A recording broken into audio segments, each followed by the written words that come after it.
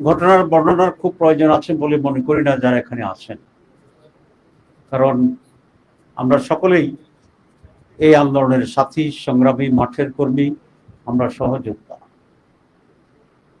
এটি ৭১ সাল নয় যে ৫৪ বছর অনেক কিছু আমরা ভুলে গিয়েছি। এটি মাত্র একটি বছর বা তারও একটু কম সময়ের ঘটনা। এটা আমাদের কাছে অত্যন্ত পরিষ্কার আছে। দুটা জিনিস আমার সামনে মনে হয় এই জাতি সম্পর্কে। এক, আমরা একটা সংগ্রামী জাতি। এদেশের মানুষ কখনোই অত্যাচার, জুলুম, বৈষম্য এবং অন্যায়কে দীর্ঘদিন ধরে সহ্য করে না এবং এর প্রতিবাদ করে। আমরা ৪৭ সালে ব্রিটিশ বেনিয়ার কাছ থেকে যে স্বাধীনতা অর্জন করেছিলাম, সেই দীর্ঘ ২০০ বছরের সংগ্রামে এই ভূখণ্ডের মানুষেরা অনেক ত্যাগ করেছিল, সশস্ত্র যুদ্ধে অংশগ্রহণ করেছিল, আত্মত্যাগ করেছিল, শহীদ হয়েছিল, নির্বাসনে গিয়েছিল। সেখানে এই অঞ্চলের মানুষের একটা ভূমিকা ছিল। ৫৪ ভাষা আন্দোলনেও আমাদের সংগ্রাম ছিল, আপনারা জানেন সেগুলো। ৭১ আমরা ৫২ ভাষা আন্দোলনের সময় আমরা ৭১ এই জাতি আবার লড়াই করছি। আর এই ৫৪ বছরেও নানা সময়ে নানা বাঁকে আমরা সংগ্রাম করেছি, রক্ত দিয়েছি। এবং জুলাইয়ের যে বিপ্লব, গণ আন্দোলন এবং সফলতা, এটা তো তার জাজ্বল্য প্রমাণ। সুতরাং এই জাতিকে স্বল্প সময়ের জন্য ডমিনেন্ট করা সম্ভব, কিন্তু স্থায়ীভাবে এখানে কোনো অন্যায়, অত্যাচার, অপশাসন চাপিয়ে দেওয়া এখানে সম্ভব না। এতে আমাদের কারো কারো মনে বেশ সংশয় তৈরি হয়েছে যে কি এই আন্দোলন ব্যর্থ হয়ে গেল কিনা। না, এটা তো ব্যর্থ হয় নাই, কারণ সফলতা দিয়েই তো এটা যাত্রা শুরু হয়েছে। এটার সবচেয়ে বড় সফলতা হচ্ছে যে একটা স্বৈরাচারকে পতন করতে তারা সক্ষম হয়েছিলেন। তো এই সফলতা কি এখন ব্যর্থ হয়ে গেছে? এই সফলতা তো আছে যে আমরা এখন মুক্ত আছি, আমরা স্বাধীন আছি। আমরা এটাকে যে দ্বিতীয় স্বাধীনতা বলছি, সেই স্বাধীনতা এখনো কেউ করে নিতে পারেনি না, এটা তো। সুতরাং সবচেয়ে বড় সফলতা ছিল স্বৈরাচারকে বিতাড়িত করা, ফ্যাসিবাদকে বিতাড়িত করা, মানুষকে মুক্ত করা, দেশকে পুনর্বার স্বাধীন করা। সেটার অর্জনটাই হচ্ছে সবচেয়ে বড় সফলতা, এবং এই সফলতা এখনো বহাল আছে। সুতরাং এটা ব্যর্থ হচ্ছে কথা বলার কোনো সুযোগই নেই। এটার দ্বিতীয় সফলতা হচ্ছে যে মানুষের ভিতরে একটি পজিটিভ পরিবর্তনের ব্যাপক আকাঙ্ক্ষা এবং দৃঢ়তা। মানুষ চায় যে একটি মৌলিক পরিবর্তন হতে হবে বাংলাদেশে, কারণ বারবার ক্ষমতার পরিবর্তন হয়েছিল এই দেশে, কিন্তু সেই ক্ষমতার পরিবর্তনে মৌলিক কোন সুবিধা এই দেশে মানুষ পায়। সুতরাং মানুষ চায় এবার একটা মৌলিক পরিবর্তন আসতে হবে।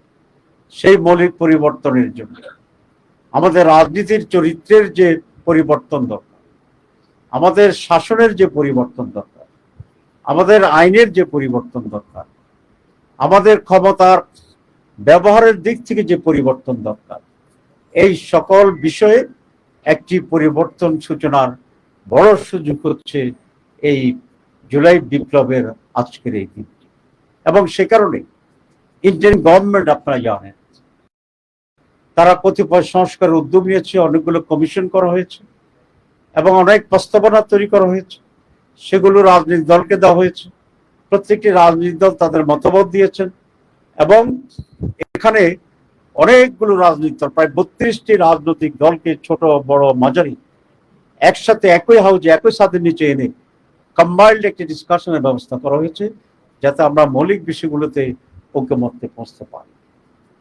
বেশ আলোচনা হচ্ছে, জমজমাট আলোচনা। এবং সেখানে একটা পজিটিভ দিক হচ্ছে এই যে একেবারে প্রান্তিক এগুলো এক জায়গায় বসে নিজেদেরকে এক অন্যকে চেনার, জানার সুবিধা হচ্ছে। এক্সচেঞ্জের মাধ্যমে আমরা দৃষ্টিভঙ্গিগুলো ক্লিয়ার করে বুঝতে পারছি। অনেক ক্ষেত্রে চরম বামপন্থী যারা আছে এবং চরম ইসলামপন্থী যারা আছে তাদের ভিতরে ঐকমত্য আমরা দেখতে পাচ্ছি। ইতিমধ্যে কিছু বিষয়ে, অনেকগুলো বিষয় আমরা ঐকমত্যের কাছাকাছি আসতে পেরেছি। এর ভিতরে কয়েকটি মৌলিক বিষয় এখানে। কোন প্রধানমন্ত্রী পার্লামেন্টের সিস্টেমে তার জীবদ্দশায় 10 বছরের বেশি থাকতে পারে না। তাহলে স্বৈরাচার হওয়ার ক্ষেত্রে একটু চিন্তা করবে যে 3 বছর পরেই তো আমি আবার অসুবিধার ভিতরে পড়তে পারি, কিছুটা ভয়ভীতি হবে। দেখেন, প্রধান নির্বাচনী কমিশনাররা আগে কোনো আইনের আওতায় ছিল না, যা ইচ্ছা তাই করছে। আমরা দাবি করছি যে নির্বাচন কমিশনকে আইনের আওতায় আনতে হবে, অ্যাকাউন্টেবিলিটির ভিতরে আনতে হবে, যাতে তারা অন্যায় করলে রিটায়ারমেন্টের পরেও বিচার করা যায়। দুইজনকে মোটামুটি ভাবে আইনের আওতায় আনা হয়েছে, সাবেক দেখছেন কিনা। এইটার পরে বাকিরা কি খুব ভালো আছে মনে করেন? আগামীতে যারা থাকবে তারাও ভাববে যে কি হয় আল্লাহ জানে, ঠিক আছে না? তারা যাই ভাবুক, সামনে পিছনে পুলিশ টুলিশ দেখে হয়তো মনে করতে পারে ভালো, যে করতে পারে এনজয় করি, কিন্তু তাদের স্ত্রীরা আর সন্তানরা কিন্তু এটা কোন রকমের চায় না। আমি শুনেছি কোন কোন পরিবার থেকে চাপ আসতেছে যে বাবা এটা আমাদের দরকার নেই। এই যে একটি প্রেশার ক্রিয়েট করার ব্যাপার আছে, অ্যাকাউন্টেবিলিটির ব্যাপার আছে, এটাকে আমাদের অর্জন করতে হবে। আমরা বলেছি রাষ্ট্রের কতগুলো সাংবিধানিক সংস্থা আছে আপনারা জানেন, যেমন নির্বাচন কমিশন, পাবলিক সার্ভিস কমিশন, দুর্নীতি দমন কমিশন, আমাদের চার্টার্ড অ্যাকাউন্টসের যে কমিশন আছে সেটি। এখনকার পদ্ধতি হচ্ছে এগুলা প্রধানমন্ত্রীর এক্সিকিউটিভ ফোর্সের বাইরে, এরা কিন্তু এক্সিকিউটিভ অথরিটির ভিতরে নেওয়া। এখন যেটা করা হয়, প্রত্যেকটার জন্য আলাদা সার্চ কমিটি করা হয় এবং সেই সার্চ কমিটি যে প্রস্তাব করে সেখান থেকে প্রধানমন্ত্রী প্রেসিডেন্ট সেটাকে অ্যাপয়েন্টমেন্ট দেয়। আমরা বলেছি, এবং প্র্যাকটিসটা হচ্ছে এই যে প্রধানমন্ত্রী একটা স্লিপ ধরাই দেয় সার্চ কমিটির কাছে, ওরা এটাকে সুন্দর করে ভাঁজ করে এনভেলপে ঢুকিয়ে ওটাকে দিয়ে দেয়। আমরা বলছি এটা হবে না, কারণ আজকে সচিবালয়ে স্বৈরাচারের ভূতেরা আছে কিনা? নাই, আছে।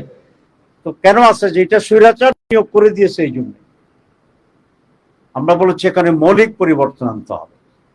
মেধাবীরা কম্পিটিশনের ভিত্তিতে অ্যাপয়েন্টমেন্ট পাবে, যে ডিজার্ভিং সেই এখানে অ্যাপয়েন্টমেন্ট পাবে।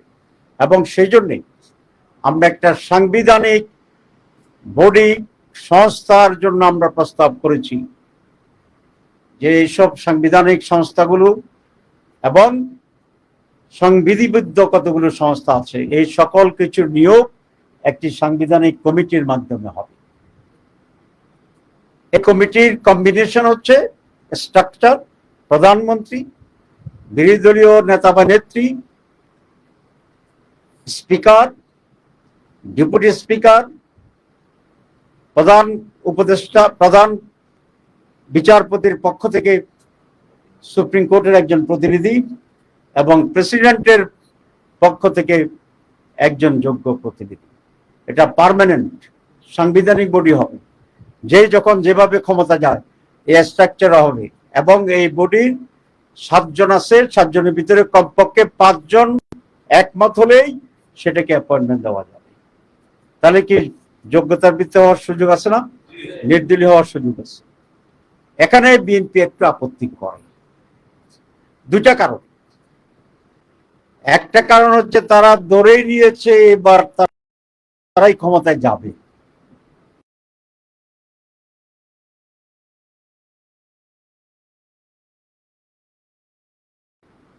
কি করে নিছে? ধরেই নিছে। আচ্ছা, তো তাহলে ইমিডিয়েটলি তাদের জন্য যা যা সুবিধা সেগুলোকে তারা নিশ্চিত করতে চায়।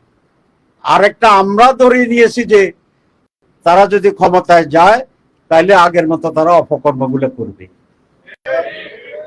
ঠিক আছে না? তাহলে তো আমরা কোন পক্ষের পক্ষ থেকে প্রতিনিধি নিয়োগের কথা বলছি না, আমরা নিরপেক্ষ নিয়োগের কথা বলছি।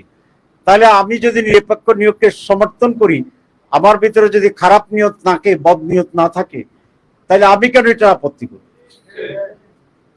আর আগামী নির্বাচনে কে ক্ষমতায় যাবে এটা কি নির্ধারিত হয়েছে?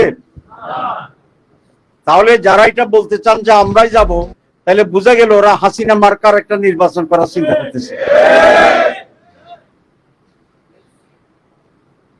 আগামী নির্বাচনে ক্ষমতায় যাবে জনগণ। জনগণ যাকে ভোট দেবে তারাই ক্ষমতায় যাবে। 3-4 দিন আগে একটা জনসভা হয়েছে, সেই জনসভায় জামাত ইসলামীও গিয়েছে, অন্যান্য ইসলামের দল গিয়েছে, কিছু অন্যান্য দল গেছে। এতে করে তাদের ভিতরে দেখলাম যে খুবই রিয়াকশন আছে। রিয়াকশনের তো কোনো কারণ নেই। আমরা মিটিং করতে পারবো না? মিটিং কি শুধু এক দলই করবে? এগুলাই তো সিমটম। এখনো লক্ষণ দেখা যায় যে আবার স্বৈরাচারী আচরণ করার মানসিকতার দল এখনো বাংলাদেশ থেকে নিঃশেষ হয় নাই। এই জন্য জনগণও খুব সিরিয়াস। কারণ এই আন্দোলনের আরেকটি পজিটিভ ফসল হচ্ছে মানুষ আগের চেয়ে সচেতন। মানুষ দেখি যে আমাদের চেয়ে বেশি জানে। এর কারণ হচ্ছে 4 ঘন্টা তো আমরা একটা ঘরের ভিতরে আলোচনা করতেছি, বাইরে তো 4 ঘন্টা দেখতেছে আমাদেরকে। People is more concern. প্রত্যেকটি বিষয় কমেন্টস দেখবেন। আগামী নির্বাচন সুস্থ হইতে হবে, সঠিক হইতে হবে, নিরপেক্ষ হইতে হবে, লেভেল প্লেইং ফিল্ড পূর্বান্নেই এটাকে নির্ধারণ করতে হবে, নিশ্চিত করতে হবে। আর না হলে বাংলাদেশ এক কঠিন পরিস্থিতির মোকাবেলা করতে হবে। তবে আমি অত্যন্ত দৃঢ়ভাবে এই বিশ্বাস করি, কঠিন পরিস্থিতি মোকাবেলার জন্য এদেশের মানুষ প্রয়োজনে আরেকবার লড়াই করবে।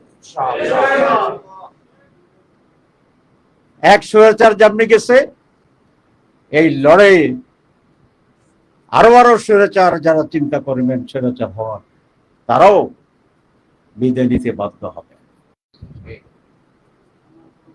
জনতার আকাঙ্ক্ষা প্রতিষ্ঠিত হবে, মানুষের জন্য উপযোগী বাংলাদেশ তৈরি হবে এবং সেই বাংলাদেশে আবার নতুন করে এদেশের মানুষ মুক্ত বাতাসে নিঃশ্বাস নেবে, স্বাধীনভাবে মাথা উঁচু করে দাঁড়াবে, নিজের আত্মপ্রত্যয় নিয়ে আমরা একটি সার্বভৌম বাংলাদেশ গড়ে তুলব, যেখানে একটি কল্যাণ রাষ্ট্রের ধারণায় একটি সমাজ পরিবর্তন হবে। আমি এই কথা বলে শেষ করতে চাই, আমার আরেকটা মিটিং দৌড়াইতে হবে। সেটা হচ্ছে আমি সকল রাজনৈতিক দলের প্রতি একটা আহ্বান করব। দলকে, ব্যক্তিকে প্রতিষ্ঠার চিন্তা করলে আমরা সকলেই ধ্বংসের দিকে এগিয়ে যাব। আসলে আমরা বাংলাদেশকে ভাবি, আমরা দেশের মানুষের যেটা কল্যাণ সেটাকে অগ্রাধিকার দিই। বাংলাদেশ যদি টিকে যায়, গণতন্ত্র টিকে যায়, স্বৈরাচারী মনোভাব পরিহার করে যদি আমরা একটি মুক্ত বাংলাদেশ করতে পারি, তাহলে সকলের জন্য এখানে কল্যাণ হবে। আমরা সংস্কারবিহীন নির্বাচনকে আমরা গ্রহণ করব না, এদেশের মানুষ গ্রহণ করবে না। কারণ তাহলে তো সেই হাসিনার যুগে আমরা ফিরে যাচ্ছি। হাসিনার যুগে যদি যারা ফিরে যেতে চান, তাদেরকে এই সকল শহীদদেরকে আবার জীবন দিতে হবে। এই শহীদরা যে রক্ত দিয়েছে, লড়াই করেছে, এদেশের মানুষ মাটি শোষণ করেছে, যে রক্ত মাটি থেকে সে রক্ত বের করে আবার প্রতিটি মানুষের শরীরের ভিতরে সেই রক্তকে আবার ঢুকাতে হবে।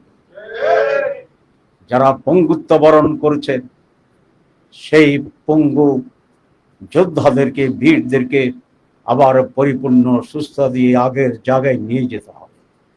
যদি তা না হয় তাহলে এই পরিবর্তনের যে রক্তের, এই জীবনের, এই হাড় ত্যাগের কোনো প্রয়োজন ছিল না। যদি তাই হয় তাহলে চক্ষু অন্ধ হয়ে সেই হ্যান্ডিক্যাপড হওয়ার কোনো প্রয়োজন ছিল না। আমরা হয় একটি পরিবর্তন সাধন করব, আর নতুবা পৃথিবীকে উল্টে দিয়ে আবার ঘুরে আগের জায়গায় নিয়ে আসার জন্য সেই ব্যবস্থা গ্রহণ করতে হবে। যারা দালালি করছে, যারা বিশ্বাসঘাতকতা করছে, যারা নিজেকে প্রতিষ্ঠা করার জন্য আত্মত্যাগকে আজ উপহাস করছে।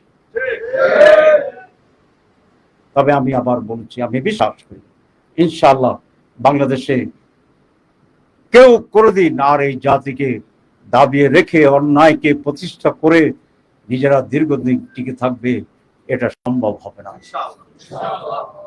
তারপর আহ্বান জানাবো, কেন আর রক্তের দেওয়ার প্রয়োজন হবে, আর কেন আমাদের লোকদেরকে জীবন দিতে হবে? সে দায়িত্ব রাজনৈতিক দলগুলোকে দিতে হবে। সুতরাং আজকে 1 জুলাই আমরা এই আবেদন নিবেদন করতে চাই দলগুলোর কাছে, জাতির কাছে, মানুষের কাছে, যে আসুন মৌলিক বিষয়ে আমরা দেশটাকে রক্ষা করার জন্য আমরা ঐক্যবদ্ধ হই। এর ভিতরে কনস্টিটিউশন সংস্কার কমিশন যেগুলো আছে, এই সংস্কার মানতেই, প্রধানমন্ত্রী প্রেসিডেন্টের ক্ষমতা ভারসাম্য মানতেই হবে, সংবিধানের কেউ কেউ বলছেন সিম্পল মেজরিটি দিয়ে সংবিধান নাকি চেঞ্জ করতে হবে, তাহলে তো সকাল বিকাল চেঞ্জ হতে থাকবে। এটার সংবিধান পরিবর্তনকে আমরা কঠিন করে দিতে চাই। যার ইচ্ছা মতো সংবিধান পরিবর্তন করা যাবে না। হাসিনা সেটা করেই তো আজকে নিজে সবচেয়ে বেশি বিপদগ্রস্ত হয়েছে। হাসিনার বিপদ বেশি না আমাদের বিপদ বেশি? প্রথম তো মনে করছিল ভালোই আছে, এখন কি বলে যে বাড়াবাড়ি করা আমার ঠিক হয়নি। সুতরাং সংবিধান পরিবর্তনের যে ধারা আমরা দিচ্ছি সেটাকেও আমাদের সংস্কারের ভিতরে এটাকে আমাদের অবশ্যই মানতে হবে। যদি না হয় আমরা আবার সংগ্রাম করব এবং এগুলো মানতে, সরকারকে গ্রহণ করতে আমরা বাধ্য করব ইনশাআল্লাহ। সবাইকে ধন্যবাদ।